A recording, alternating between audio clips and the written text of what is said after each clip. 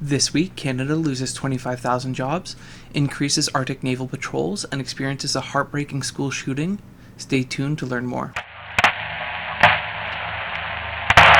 Canada's labour market lost roughly 25,000 jobs in January, while counterintuitively dropping the unemployment rate to 6.5%. This is against a bullish economist estimate of a 7,000 job gain and holding the rate firm at 6.8%. According to CIBC economist Andrew Grantham, overall today's employment report was very much a mixed bag, with both employment and unemployment apparently declining in the same month.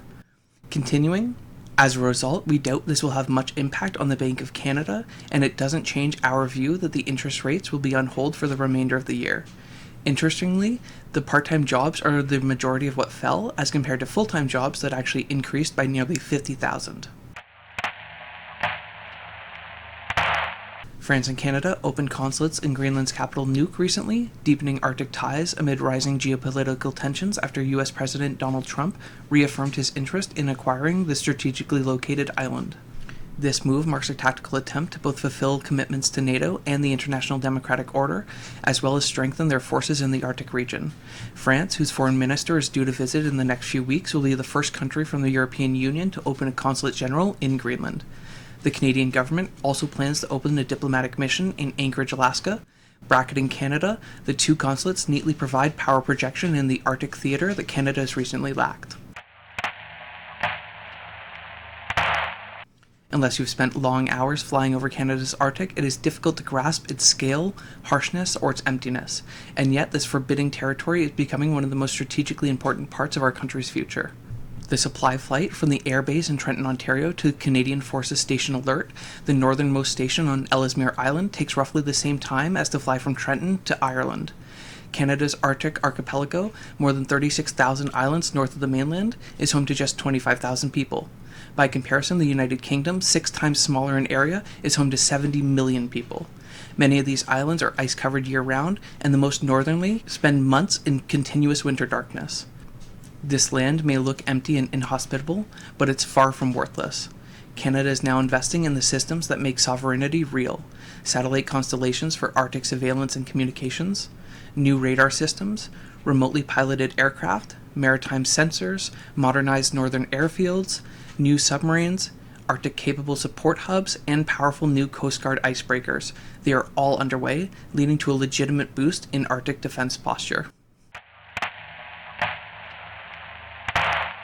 Canada is set to fail on every single one of its climate goals, including this year's target, the 2030 Paris Agreement, the 2050 Net Zero Promise, a new report warns. The Canadian Climate Institute published a report that found that while Ottawa has policies to reduce emissions, the country is not on track to meet any of its climate goals. Estimates for 2024 show emissions from oil and gas are up nearly 9% since 2005, while emissions from transport and buildings have remained largely flat. According to the latest data available from 2023, Canada has only achieved 9% emissions reduction, compared to an average of 30% reduction across all other G7 countries.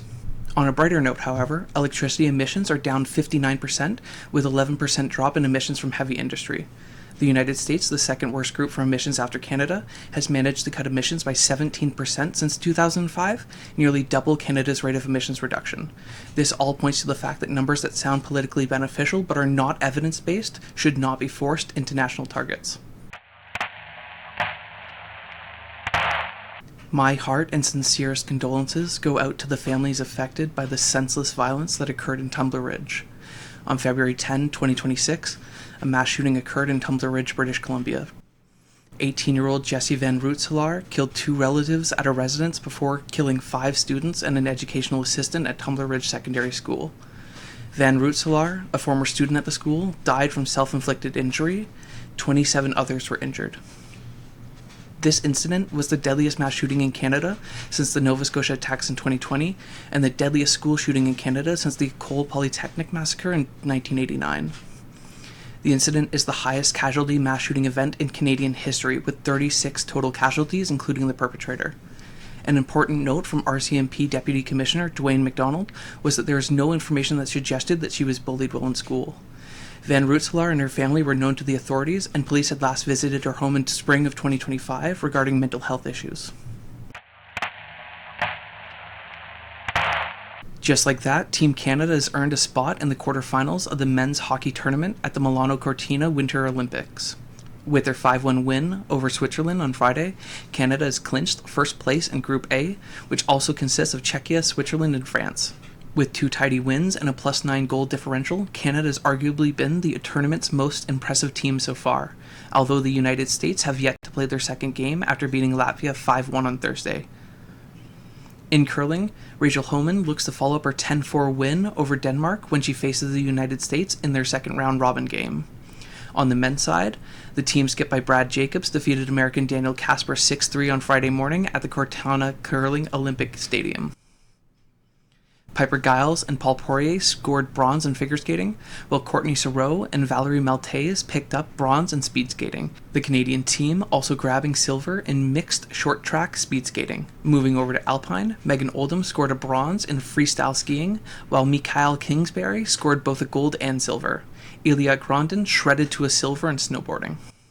Those are some stories you may have missed. Thank you for watching and subscribe to Engines of Change for more.